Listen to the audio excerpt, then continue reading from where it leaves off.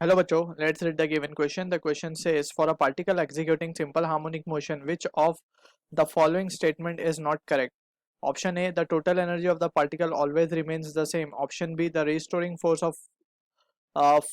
always directed towards a fixed point. Option C, the restoring force is maximum at the extreme position. Option D, the acceleration of particle is maximum at equilibrium position. So basically, we need to discuss about energy or the various equations regarding SHM. ठीक है.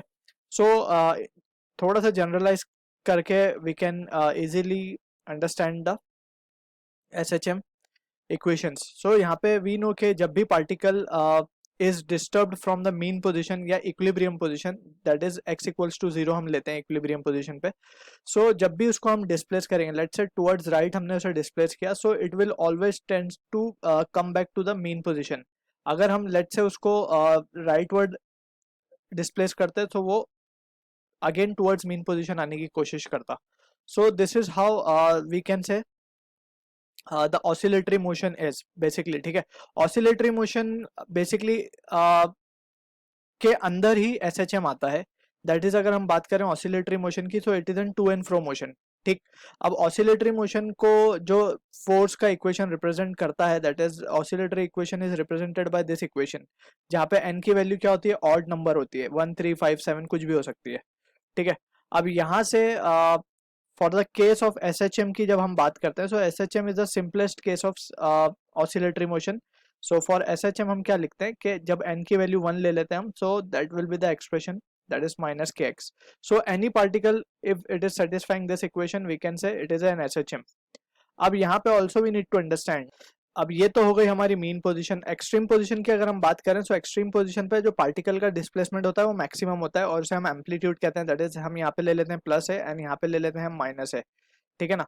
सो amplitude means the maximum displacement of the particle from mean position. अब यहाँ पे we can carefully see के जब particle let's say mean position से extreme तक आया, then it again has to go back. So extreme position पे उसको अपना डायरेक्शन चेंज करना है. फॉर चेंजिंग द डायरेक्शन उसकी वेलोसिटी को यहाँ पे जीरो होना पड़ेगा. Again at this extreme also इसकी वेलोसिटी को जीरो होना पड़ेगा. At centre its velocity, that is at mean position, उसकी वेलोसिटी होती है maximum. This we can also understand by the equation as well. Velocity का इक्वेशन हम लिख के इसे चेक कर सकते हैं कि इट इज कमिंग मैक्सिमम और नॉट. ठीक है.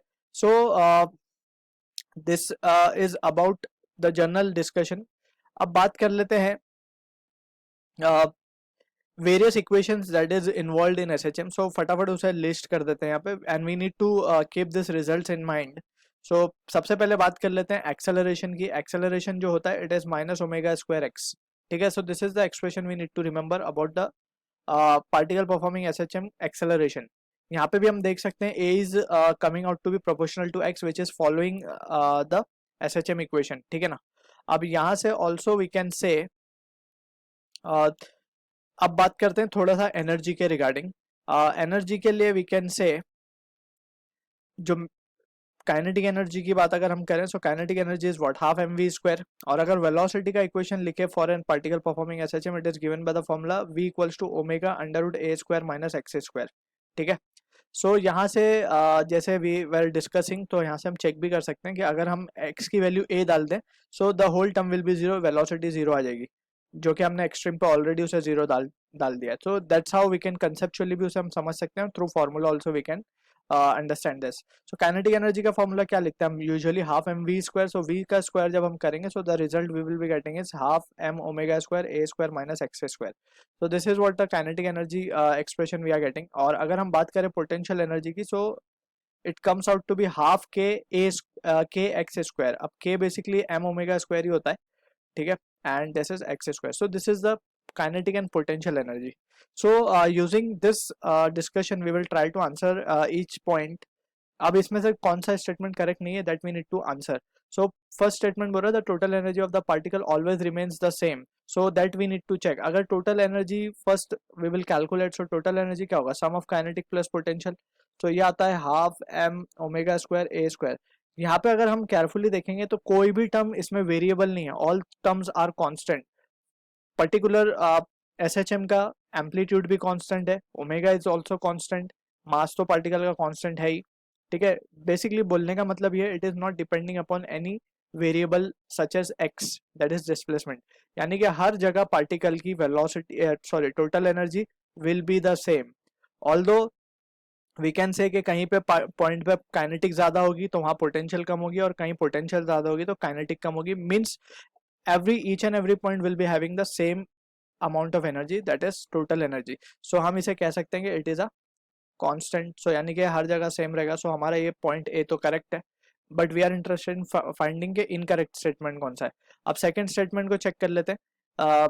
The restoring force always directed towards a fix point. जैसे हमने यहाँ पे डिस्कस किया, रिस्टोरिंग फोर्स, ये वाली फोर्स, ये हमेशा किस तरफ एक्ट कर रही है, towards the mean position. Already ये मीन पोजीशन की तरफ ही हमेशा एक्ट करेगी, that is a fix point x equals to 0 लिया। so this statement is also the correct।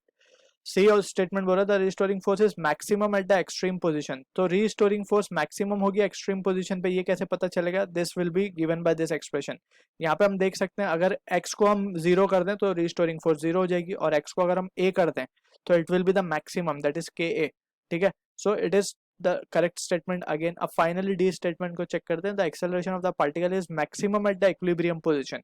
So acceleration का जो एक्सप्रेशन हमने लिखा वो लिखा omega square x at mean position. अगर हम बोले, सो एट मीन पोजीशन की अगर हम बात करें, सो एक्सेलरेशन को क्या लिखा जा सकता है, omega square into 0, that will be 0, ठीक है ना, क्योंकि एक्सट्रीम पे एक्स की वैल्यू, मीन पे एक्सट्रीम एक्स की वैल्यू क्या है, 0 है, ठीक है।